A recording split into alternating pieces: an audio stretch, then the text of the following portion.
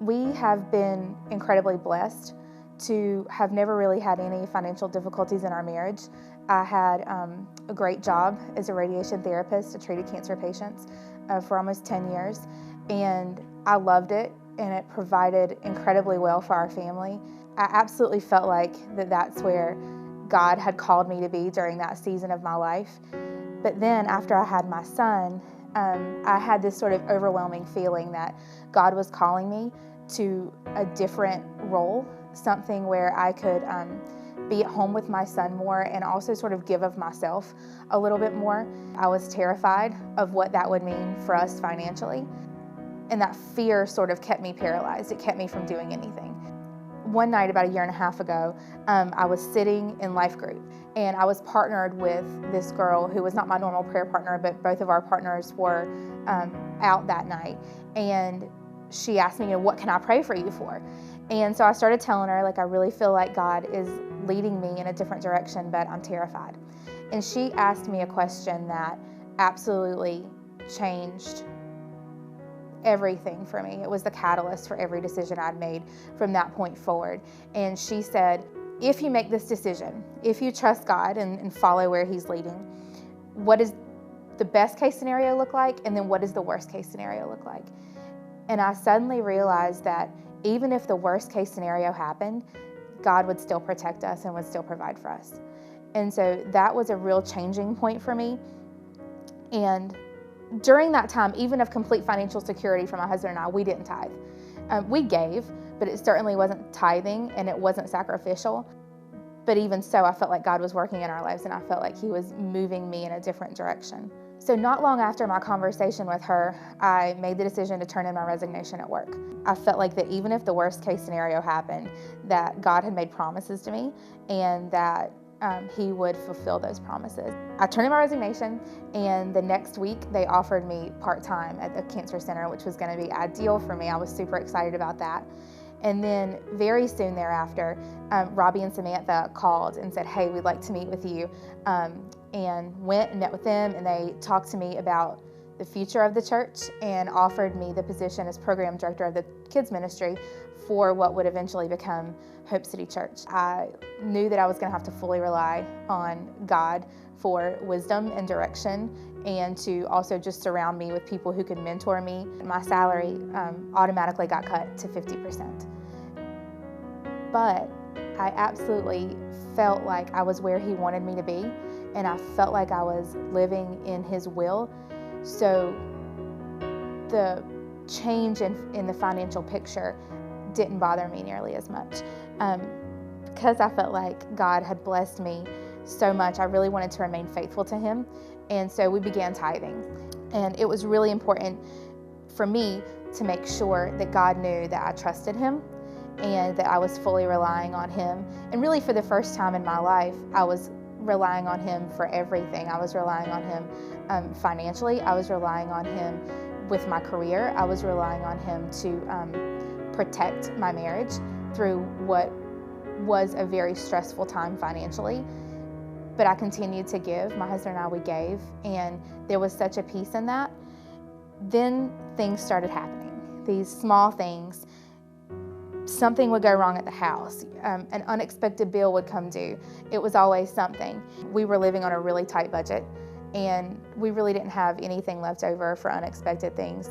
So I probably did the most unexpected thing, and I decided to give more. So I increased our giving.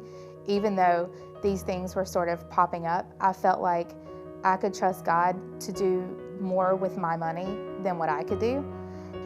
Then in February of this year, I got a call that changed my life. In the middle of the night, I got a call from a nurse, and I answered it, and it's, hello, Mrs. Johnson. My name is Nurse so-and-so from CMC, Maine. Your husband has been in a terrible accident, and you need to get here as soon as possible. So I had my moment of panic. I called my best friend Lena to take care of my son, and I headed to the hospital. And the whole way there, the one thing that surprised me was how strongly I felt God's peace just crash over me. It absolutely washed over me. God just wrapped his arms around me, and I felt it on these backcountry roads driving to take my son to my friends. I felt this peace just wash over me. All of a sudden the tears stopped, and instead of begging God for anything, I began thanking him for everything. And I had this confidence that he was going to use this some way to stretch us and to mold us and to make us better. I was able to walk in the hospital that day and tell that to my husband.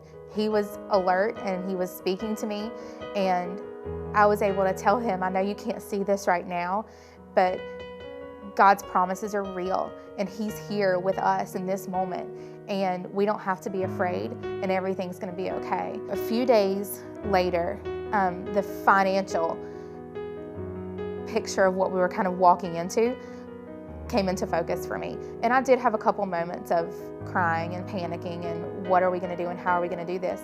Because the truth was, in quitting my full-time job and taking these part-time positions, yes, my income had been cut to 50%, but now that my husband was on disability for the next 3 months, his income had now dropped to 60% of what he was making. When my husband went back to work, we sort of felt like that was going to be light at the end of the tunnel for us. But they ended up moving him to a different position within the company. And so what we thought was going to be a temporary financial position became a permanent one. So now we were looking at perpetually kind of struggling financially until something changed. And even in those moments of thinking, how are we going to do this? And how is this going to work out for us? God's presence was just there the whole time. And we never decreased our tithing. We never decreased our giving. In fact, we increased it. And to the point where at one point we overdrafted our checking account because of tithing, because I refused to cancel our tithe that week. We went into the negative until we got a paycheck. It was that important to me to show God that I trusted him with this situation in our lives. For me, tithing is a way that I can do something in a real concrete way to say, God, I trust you with my life. I trust you with the things that are important to me and the things that I'm afraid of. And it was a way for me to let go of the fear I had of the uncertainty of our future. And it was a way for me to just relinquish that control to God. My story isn't one of giving, increasing again, and then having a check arrive in the mail the next week. That's so great for people when that happens, but that's not my story. My story is one of continually being faithful to God, because he has been so faithful to me. He has provided abundantly more than what I could have ever thought. We have so much in the way of God's grace and his mercy, and because of those, we feel incredibly blessed. And we absolutely want to continue giving back to God so that he can just take that money and multiply it and enable churches just like Hope City Church to reach out and share his grace and his mercy with this community and with the world. And we absolutely feel a direct correlation between what we give and how the church is able to move in the world around us. And, you know, we don't have everything, but we absolutely have everything that we need.